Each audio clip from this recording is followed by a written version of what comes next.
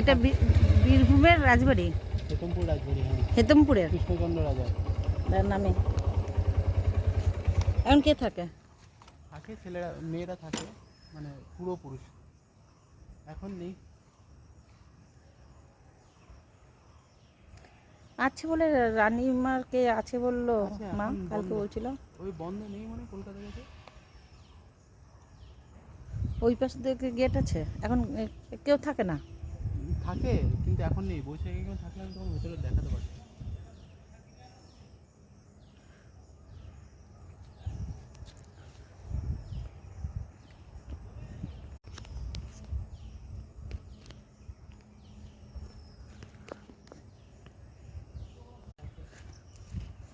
এই আগেকার রাজাদের বাড়ি।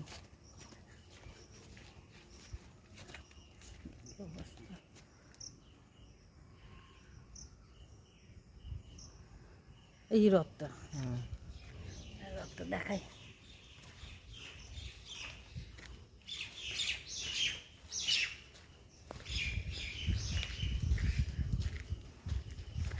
এই রথের সময় রথ চলেছিল না, হ্যাঁ। ওই জন্য এখনো পাতা পাতা আছে। রাজবাড়িটাতে তোমার 999টা দরজা।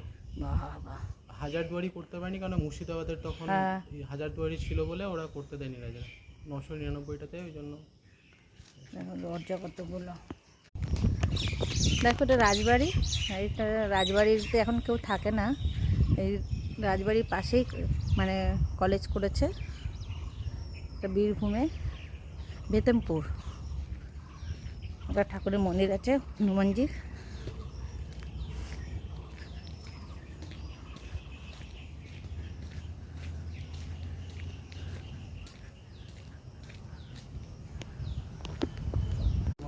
এই যে রাজবাড়ির পুকুর।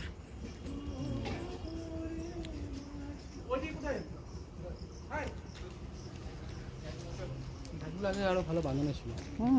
আজকেরকার নাকি।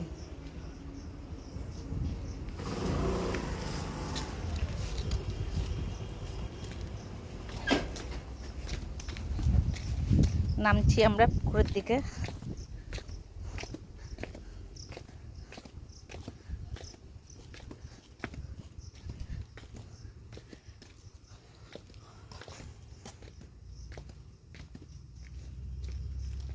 মাছ আছে তো, ওই যে পদ্ম পাতাগুলো রাজবাড়িতে